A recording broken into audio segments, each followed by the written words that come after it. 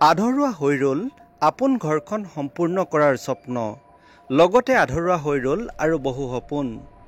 নিয়তিয়ে নিমিষতে কাঢ়ি লৈ গ'ল দুটাকৈ জীৱন। মৰাণ খটখটীৰ চাৰিলেনযুক্ত পথত নিৰ্মাণৰত এয়াৰ ৰানৱেত সংঘটিত ভয়াৱহ পথ দুৰ্ঘটনাই কঁপাই তুলিছে সকলোৰে বুকু। পুৱা প্ৰায় 7:30 ঘটনা এয়া। কিনকিনীয়া বৰষুণ পৰিছিল তেতিয়া। আনদিনাৰ দৰে নিজৰ হুণ্ডাই এক্সট্ৰা বাহনত পুত্ৰ যুগল কিশোৰ বৰুৱাক বহুৱাই লৈ মৰাণ ছেণ্ট জোচেফ স্কুললৈ ওলাই আহিছিল পথালিবাম পানীতোলাৰ নিবাসী খগেন বৰুৱা। খোৱাং প্ৰাথমিক স্বাস্থ্যকেন্দ্ৰৰ কৰ্মচাৰী খগেন বৰুৱাই পুত্ৰক বিদ্যালয়ত এৰি হয়তো গ'লহেঁতেন নিজৰ কৰ্মক্ষেত্ৰলৈ। কিনকিনীয়া বৰষুণৰ মাজতে ৰানৱেত বাঢ়িছিল গাড়ীৰ গতিবেগ, কিন্তু নিয়তিৰ নিষ্ঠুৰ পৰিহাস। খগেন বৰুৱাই হয়তো ভবা নাছিল এয়াই আছিল তেওঁৰ শেষ যাত্ৰা। বিপৰীত দিশৰ পৰা অহা এখন তীব্ৰবেগী বলেৰো পিকআপ বাহনৰ সৈতে হৈছিল মুখামুখি সংঘৰ্ষ। তাৰ পাছতে সকলো শেষ।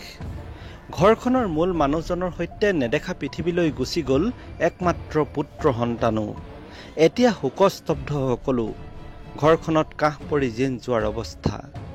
চকুলোৰে বাট নেদেখা হৈছে খগেন বৰুৱাৰ পত্নী আৰু 2 কন্যাই। কালিলৈকে ভৰি থকা ঘৰখনত এতিয়া কেৱল কান্দোনৰ ৰোল। কাৰ ভুলৰ বাবে শেষ হৈ গ'ল দুটাকৈ জীৱন, শেষ হৈ গ'ল বহু আধৰুৱা সপোন। মৰাণ লাইভৰ পৰিয়ালৰ তৰফৰ পৰাও শোকসন্তপ্ত পৰিয়ালবৰ্গলৈ জনালো গভীৰ সমবেদনা।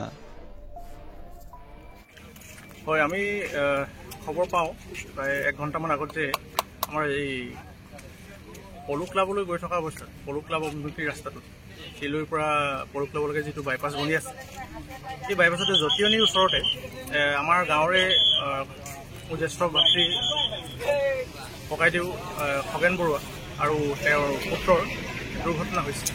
আৰু দুৰ্ঘটনাত পতিত হৈ ইতিমধ্যে 2জনৰে মৃত্যু হৈছে বুলি আমি খবৰ পোৱাত আমি ততাতৈয়াকৈ আমি মৰাণৰ পৰা আমি আহি ইয়াত উপস্থিত হওঁ। উপস্থিত হোৱাৰ পিছতে আমি ঘটনাটো দেখি খুব মৰ্মাহত হৈছোঁ আৰু খুবেই বেয়া লাগিছে দুৰ্ঘটনাটো দেখি। আৰু ইমান ভয়ংকৰ ঘটনা আমি জীৱনত প্ৰথমবাৰৰ কাৰণে দেখিছোঁ, নিজ চকুৰে প্ৰত্যক্ষ কৰিছোঁ। ইমান ভয়ংকৰ ঘটনা আগত মই দেখা নাই। আজি ক'লৈ আহিছিলে তেখেতলোক গম পাই?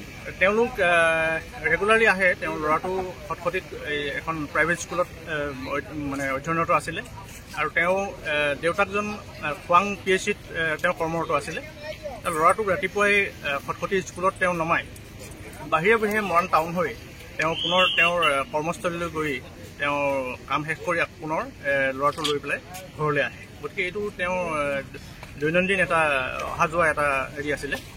তো ইয়াত অহাৰ পিছতে আমি গম পাওঁ যে খুব অত্যন্ত দ্ৰুতবেগত আছিলে গাড়ীখন। দ্ৰুতবেগত কাৰণে ইমান এটা ভয়ংকৰ ঘটনা সংঘটিত হ'বলৈ পালে